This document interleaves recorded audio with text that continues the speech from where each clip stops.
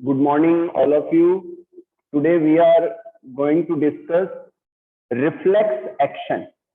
जल्दी से आप एक रफ कॉपी लें और साथ साथ में स्केच ड्रॉ करें। रिफ्लेक्स एक्शन क्या है वो एक साथ मैं एक्सप्लेन करूंगा।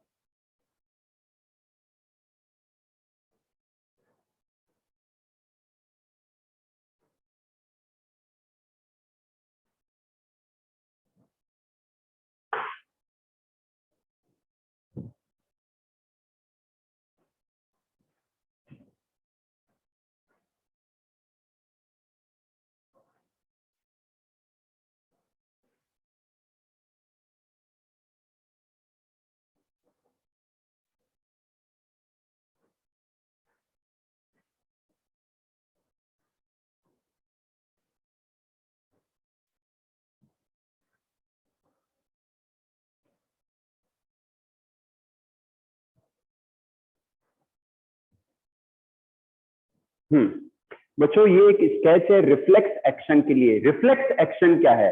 बच्चों मैं एक दो एग्जांपल्स बता देता हूं। जैसे कि आप चल रहे हो और आपके पांव में कोई नीडल या कोई थॉर्न आपके प्रिक हो गया और सडनली आपने उसको देखा भी नहीं और सेकंड से भी कम समय में आपका जो पांव है वो वहां से मूव कर गया, तो ये एक रिफ्लेक्स एक्शन है। आप गाड़ी से जा रहे हैं, अचानक से कुछ ऐसा होता है कि आप गिरने लगते हैं और सडनली आपके पांव अपने आप जमीन पर आ जाते हैं, तो ये भी एक रिफ्लेक्स एक्शन है। आप एक रूम में एंटर हो रहे हैं और आपका कोई ब्रदर या सिस्टर आपको ऐसे डराने की कोशिश करता है और आप एकदम से जो रेस्पॉन्स देते हैं वो भी रिफ्लेक्स एक्शन है। तो रिफ्लेक्स एक्शन क्या है? एक autonomic involuntary sudden spontaneous response है बॉडी का। Reflex action is an involuntary autonomic spontaneous sudden reaction और response of body is called reflex action. इसे हम क्या कहते हैं? रिफ्लेक्स एक्शन कहते हैं। And it is controlled by spinal cord. ये स्पाइनल कोड के द्वारा कंट्रोल होता है, क्योंकि इसमें सोचने की बहुत ज्यादा गुंजाइश नहीं होती। और ये रिफ्लेक्स एक्शन है ही इसलिए क्योंकि इससे एनिमल्स को, ह्यूमंस को एक प्रोटेक्शन मिलता है।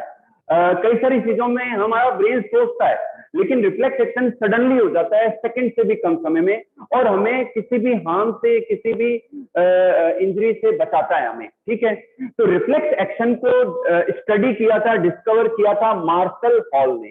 किसने डिस्कवर किया बच्चों? मार्शल हॉल ने। And it is control by spinal code.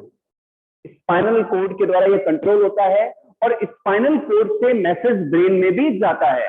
Suppose करो बच्चों, ये एक नेल है और ये आपके पांव में चुभा, प्रिक हुआ। यहाँ जो रिसेप्टर्स हैं वो इंपल्स को रिसेप्ट करते हैं, रिसीव करते हैं, और ये बच्चों सेंसरी न्यूरॉन है। ये क्या है? सेंसरी न्यूरॉन है। तो ये इंपल्स को ले जाती है स्पाइनल कोड में। स्पाइनल कोड में ये बच्चों रिले न्यूरॉन है या इंटर कनेक्टेड न्यूरॉन है ये, और यहाँ से इंपल्स आते हैं इसमें, ये मोटर न्यूरॉन है। ये इंपल्स को ट्रेवल करके ले जाती है पांव के अंदर, और आपका पांव जो है, आपका जो फुट है, वो वहां से तुरंत मूव कर जाता है। तो इस कंप्लीट एक्शन को हम क्या कहते हैं? रिफ्लेक्स एक्शन कहते हैं, और इस पाथवे को रिफ्लेक्स आर्क कहते हैं। तो what is the definition of the reflex arc? The pathway taken by reflex action, the pathway taken by reflex action is called reflex arc. या फिर ऐसे भी कह सकते हैं, the pathway taken by impulses in a reflex action is called reflex arc। इसे हम क्या कहते हैं? रिफ्लेक्स आर्क कहते हैं। तो इस तरीके से बच्चों रिफ्लेक्स एक्शन का हमारी बॉडी में बहुत इंपॉर्टेंट रोल है।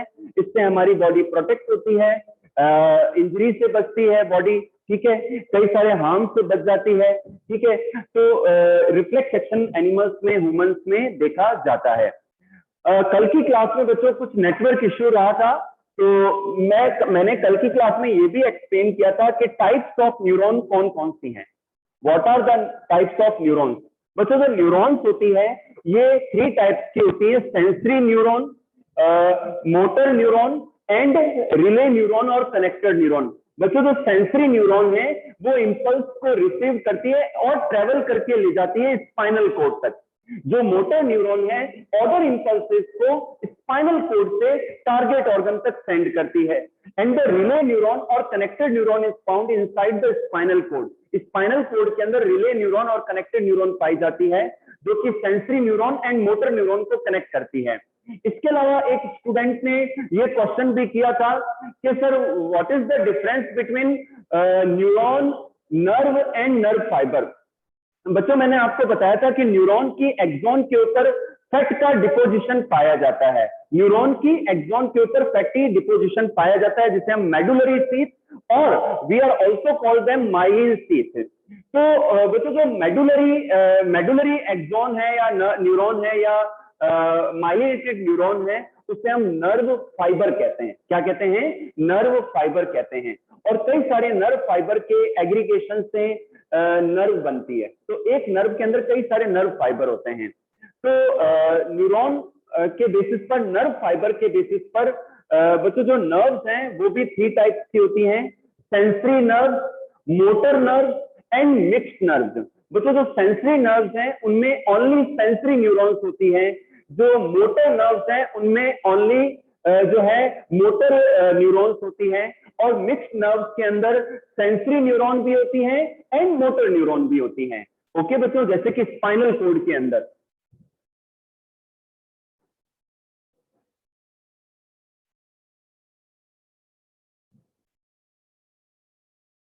हाँ ओके बच्चों, तो ये पार्ट था नर्व्स का और न्यूरॉन का।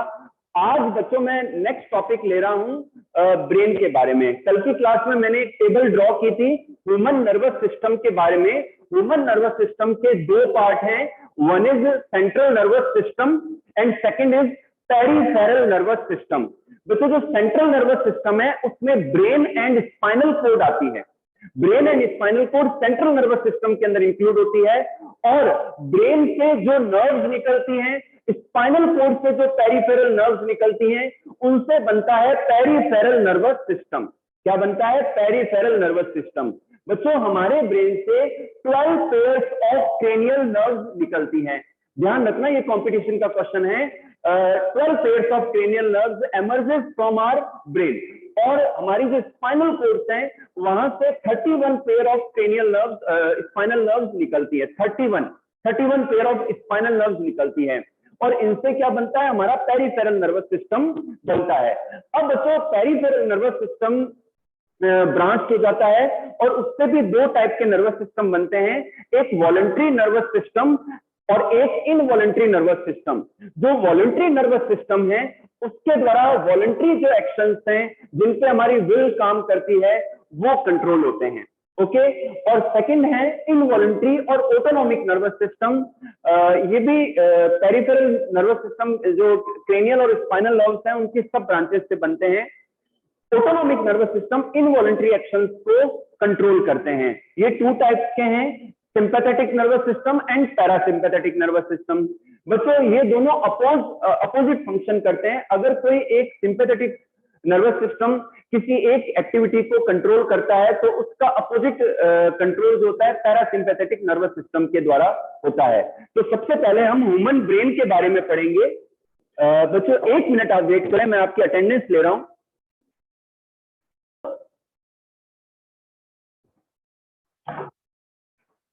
First topic human brain.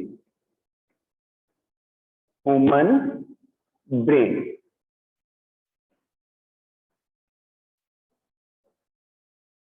Human brain को हम एनसिफेलॉन भी कहते हैं। This is also known as encephalon. Okay बच्चों, चलिए हाँ, अब बात करते हैं ह्यूमन ब्रेन के बारे में। बच्चों जो ह्यूमन ब्रेन है this is also known as encephalon. The study of human brain is called encephalology. बच्चों ह्यूमन ब्रेन का जो भार है, जो वजन है, जो वेट है, वो 1 किलोग्राम होता है। लगभग अप्रोक्सीमेटली 1200 ग्राम से लेकर 1400 ग्राम या 1 किलोग्राम हो सकता है। ओके बच्चों, ह्यूमन जो ब्रेन है हमारे सेंट्रल नर्वस सिस्टम का पार्ट है। ये कई सारी नर्व्स का एग्रीगेशन है। ये हमारी पूरी बॉडी का कंट्रोल सेंटर है। ठीक है बच्चों, ह्यूमन ब्रेन को 3 पार्ट्स में डिवाइड करते हैं, fore brain, mid brain and hind brain. मैं यहाँ पर स्केच ड्रॉ कर रहा हूं, आप भी एक रफ कॉपी के अंदर साथ में स्केच ड्रॉ करें।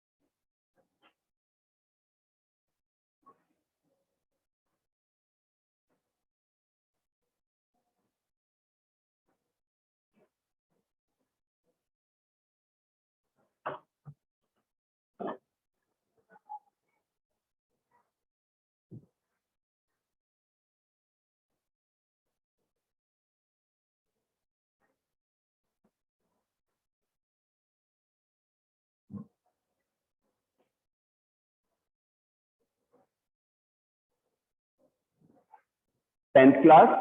This one is the sketch of human brain. Human brain का स्केच है ये। ह्यूमन ब्रेन के अंदर बच्चों 3 पार्ट्स हैं, fore brain, mid brain and hind brain. बच्चों ह्यूमन ब्रेन एक हार्ड स्कल के द्वारा प्रोटेक्टेड रहता है, तो इसे हम स्कल कहते हैं, जो बोनी होता है। इसके अंदर सॉफ्ट टिश्यू यानी कि ब्रेन रहता है।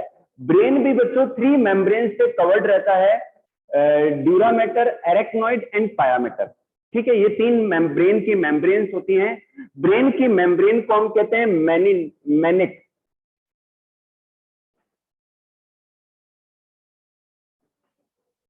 ब्रेन की मेम्ब्रेन को मैनिक्स कहते हैं, और कई सारी मैनिक्स होती है तो इन्हें मेनिंजेस कहते हैं। क्या कहते हैं? मेनिंजेस कहते हैं। तो ब्रेन की जो मेम्ब्रेन्स हैं वो ब्रेन को कवर करती हैं। ये 3 मेम्ब्रेन्स हैं, ड्यूरा मैटर, एरेक्नॉइड एंड पाया matter. Dura mater, arachnoid and पाया मैटर, ये 3 मेम्ब्रेन्स हैं।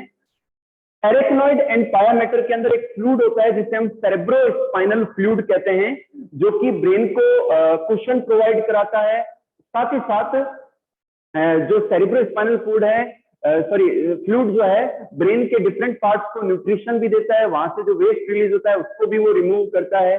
तो ये फंक्शन है सेरेब्रोस्पाइनल फ्लूइड के। अब बच्चों बात करते हैं फोर ब्रेन की। फोर ब्रेन के अंदर बच्चों ये 2 हाफ जो स्फीयर हैं, इन्हें हम सेरेब्रल हेमीस्फीयर कहते हैं। ये आपस में बंधे हुए रहते हैं इंटरनली एक टिश्यू बैंड के द्वारा। इस टिश्यू को हम कहते हैं कॉर्पस कैलोजम। क्या कहते हैं? कॉर्पस कैलोजम कहते हैं, जिससे 2 सेरेब्रल हेमीस्फीयर आपस में बंधे रहते हैं। ठीक है, यहां पर बच्चों ये जो हिस्सा है ये लार्जेस्ट पार्ट है ब्रेन का, इसे हम सेरेब्रम कहते हैं। क्या कहते हैं? सेरेब्रम कहते हैं। तो इनमें कई सारे फोल्ड होते हैं, तो इन फोल्ड को हम कहते हैं गायरी। क्या कहते हैं? गायरी कहते हैं। इन फोल्ड को हम क्या कहते हैं? गायरी कहते हैं। तो ये तो है गायरी। और जो डिप्रेशंस हैं इन्हें हम कहते हैं सल्काय। क्या कहते हैं? सल्काय। ओके बच्चों, तो जो फोरब्रेन में जो सेरेब्रम पार्ट है वो लार्जेस्ट पार्ट होता है ब्रेन का, और कई जगह फोल्ड पाए जाते हैं। तो जो उभार हैं उन्हें हम गायरी कहते हैं, और जो डिप्रेशंस हैं उन्हें हम सल्काई कहते हैं। आउटर पार्ट को सेरेब्रल कॉर्टेक्स कहते हैं, जहां पर ग्रे मैटर पाया जाता है। Grey matter actually nerve cell bodies वाला पार्ट है, जहां पर नर्व सेल बॉडीज ज्यादा पाई जाती हैं। सेकंड लेते हैं हम, इसका जो मिडिल पार्ट है, इंटरनल पार्ट है, उसे हम सेरेब्रल मेडुला कहते हैं, जहां पर व्हाइट मैटर पाया जाता है, जहां पर जो एक्सोनल पार्ट है वो ज्यादा होता है, इसलिए उसे हम व्हाइट मैटर कहते हैं। ओके, इसके अलावा जो इंटरनल रूफ वाला पार्ट है, जो इंटरनल पार्ट है उसे हम डाई एंड सिफिलॉन कहते हैं। डाई एंड सिफिलॉन की रूफ को एपिथैलेमस कहते हैं। एपिथैलेमस पीछे की ओर पीनियल ग्लैंड के फॉर्म में पाई जाती है। इसके जो लेटरल पार्ट्स हैं, डाई एंड सिफिलॉन के जो लेटरल पार्ट्स हैं उन्हें हम थैलेमस कहते हैं, और इनका प्लूरल है थैलेमाए। और इनका जो बेसल पार्ट है दिस इज कॉल्ड हाइपोथैलेमस, इसे हम हाइपोथैलेमस कहते हैं। हाइपोथैलेमस के जस्ट नीचे एक पी साइज मटर के दाने जितनी ग्लैंड होती है, इसे हम पिट्यूटरी ग्लैंड कहते हैं। ओके बच्चों, तो दीज फॉर्म्स द फोरब्रेन। तो फोरब्रेन में क्या क्या आ गया? सेरेब्रम आ गया, डाई एंड सिफिलॉन का पार्ट आ गया, थैलेमाई आ गए, पिट्यूटरी ग्लैंड आ गई, हाइपोथैलेमस आ गया।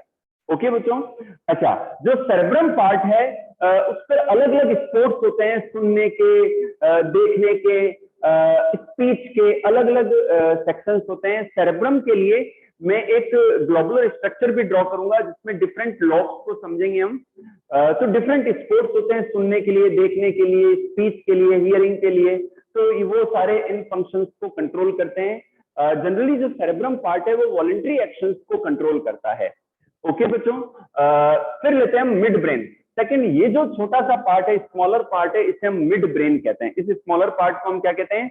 मिड ब्रेन कहते हैं, जो कि कई सारी इनवॉलंटरी एक्शंस को कंट्रोल करता है। फिर लेते हैं बच्चों हिंड ब्रेन।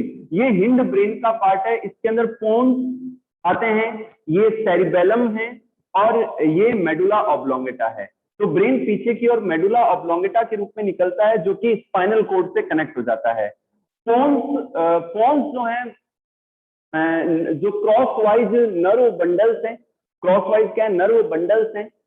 ठीक है, जो पोन्स हैं सेरिबेलम को और मेडुला ऑब्लोंगेटा को कनेक्ट करता है, किससे? सेरेब्रम पार्ट से। दोबारा सुन लीजिए, जो पोन्स हैं ये क्रॉस वाइज बंडल हैं नर्व्स के, और ये सेरिबेलम को एंड मेडुला ऑब्लोंगेटा को कनेक्ट करते हैं सेरेब्रम के साथ में।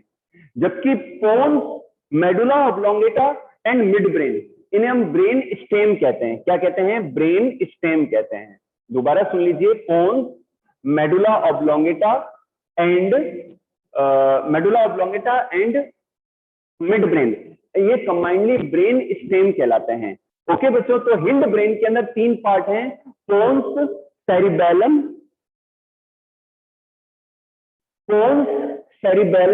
And medulla oblongata. Pons, cerebellum and medulla oblongata. तो ध्यान रखिए बच्चों आप। अब इनके फंक्शंस को हम एक बार फिर से देख लेते हैं।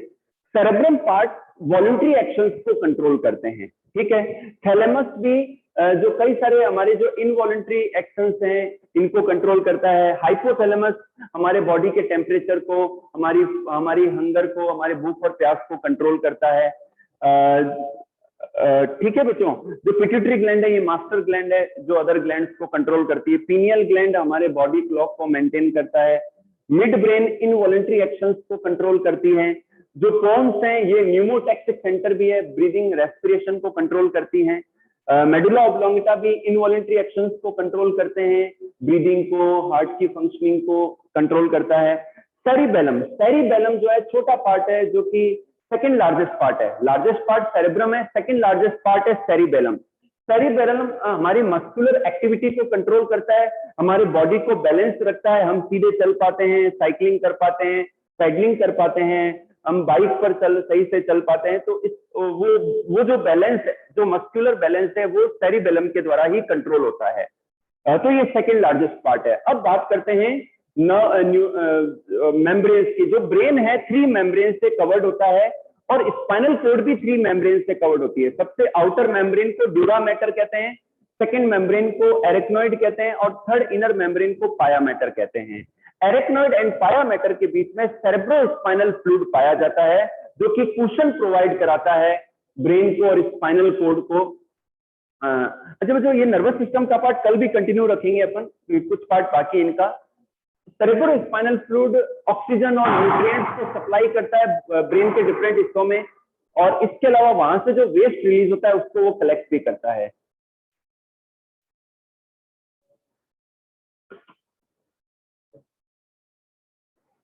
एक सेकेंड बच्चों, आपसे बात करता हूं मैं भी, आगे बढ़ते हैं। हाँ, तो बच्चों ये जो मेडुला ऑब्लोंगेटा का जो पार्ट है वो कनेक्ट होता है स्पाइनल कोड से, स्पाइनल कोड से कनेक्ट हो जाता है और स्पाइनल कोड रन करती है हमारे वर्टेब्रल कॉलम के अंदर। ओके, मैंने आपको पहले ही बताया आज क्लास के अंदर ब्रेन से 12 क्रेनियल नर्व्स निकलती हैं, 12 पेयर्स ऑफ क्रेनियल नर्व, और स्पाइनल कोड से 31 पेयर्स ऑफ क्रेनियल नर्व निकलती है। बच्चों आगे के जो टॉपिक्स हैं उसमें एक तो मैं सेरेब्रम के डिफरेंट लॉब्स ड्रॉ करूंगा कल की क्लास में और उनके फंक्शंस भी समझेंगे। देन फिर पेरिफेरल नर्वस सिस्टम और उसके डिफरेंट पार्ट्स को पढ़ेंगे, स्पाइनल कोड को भी पढ़ेंगे। ओके, तो आज इतना ही। अगर कोई डाउट है तो हैंड रेज कर दें आप।